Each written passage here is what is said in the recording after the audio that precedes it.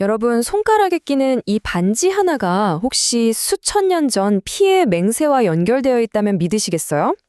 오늘 이 시간에는 아주 신비롭고 또 심오하면서도 놀랍게도 우리 일상 속에 그 흔적이 깊이 남아있는 한 고대 의식, 바로 피의 언약에 대해 깊이 파고들어 보겠습니다. 자, 이 강렬한 장면으로 한번 시작해 볼까요? 시리아의 한 마을에서 두 친구가 맺는 이 언약은요, 그냥 하는 약속 그 이상입니다. 누구든 상대를 속이는 자는 신께서 그를 속이실 것이다. 이 한 문장이 바로 절대 깨트릴 수 없는 유대의 시작을 알리는 거죠. 이것이 바로 피의 언약입니다. 서로의 피를 섞어서 말 그대로 하나의 생명을 나누는 의식이죠.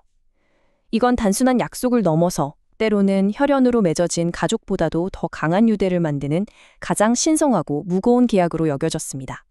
오늘 우리는 이 강력한 의식을 크게 네 가지 흐름으로 따라가 보려고 합니다. 먼저 전 세계에 퍼져 있는 이 의식의 발자취를 한번 따라가 보고요. 그리고 왜 하필 피가 그토록 중요했는지 그 이유를 파헤쳐 보겠습니다. 이어서 이 고대 의식이 어떻게 현대의 반지로 이어졌는지 그 놀라운 과정을 알아보고 마지막으로 인류 역사에 남겨진 깊은 흔적들을 추적해 보겠습니다. 자, 첫 번째, 대륙을 횡단하는 여정입니다.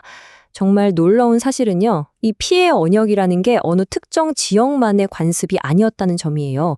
아프리카에서부터 유럽, 아시아까지 전혀 다른 문화권에서 공통적으로 발견되는 말 그대로 전 세계적인 현상이었습니다. 우리의 첫 번째 목적지는 바로 중앙 아프리카입니다. 19세기의 탐험가들이 이 고대의 전통을 직접 목격했던 바로 그곳이죠.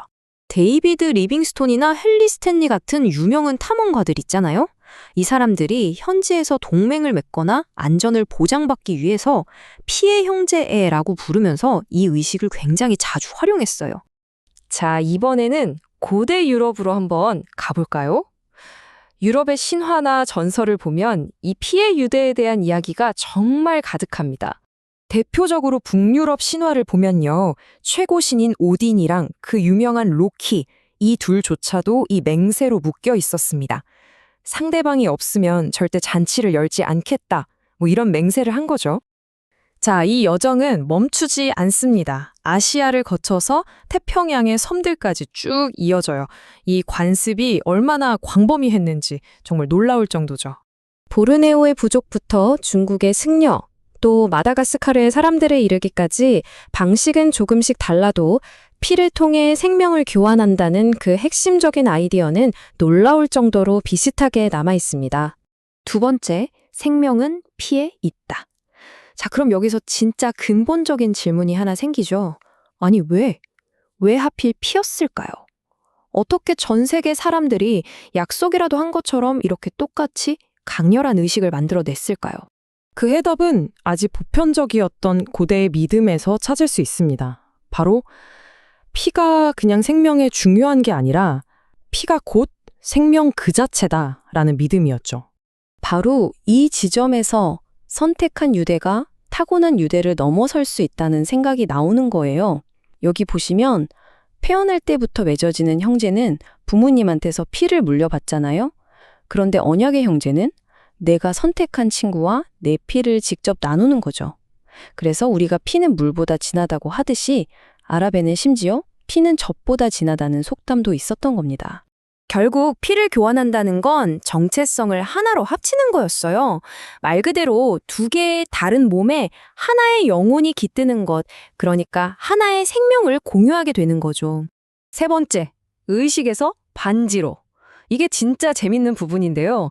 믿기 어려우시겠지만 이 고대 의식의 흔적이 바로 우리 곁에, 어쩌면 바로 여러분 손 위에 있을지도 모릅니다.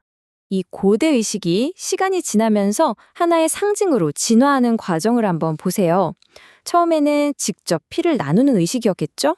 그 다음엔 이 약속의 증표로 피 묻은 무언가를 부적처럼 지녔을 거고요. 이게 시간이 지나면서 구속, 즉 약속을 깨지 않겠다는 의미의 팔찌 같은 형태로 발전하고 마침내 오늘날 우리가 아는 그 깨트릴 수 없는 언약의 상징, 바로 반지가 된 겁니다. 이래서 결혼 반지나 인장 반지, 심지어 왕의 대관식 반지가 그렇게 중요하고 큰 의미를 갖는 거예요. 결혼 반지를 넷째 손가락에 끼는 것도 옛날에는 심장, 즉 피의 중심과 바로 연결된 신경이 있다고 믿었기 때문이고요. 왕의 인장 반지는 곧 왕 자신, 왕의 생명 그 자체를 상징했죠. 이 모든 게 사실은 고대 피의 맹세가 현대에 남긴 하나의 흔적, 메아리인 셈입니다.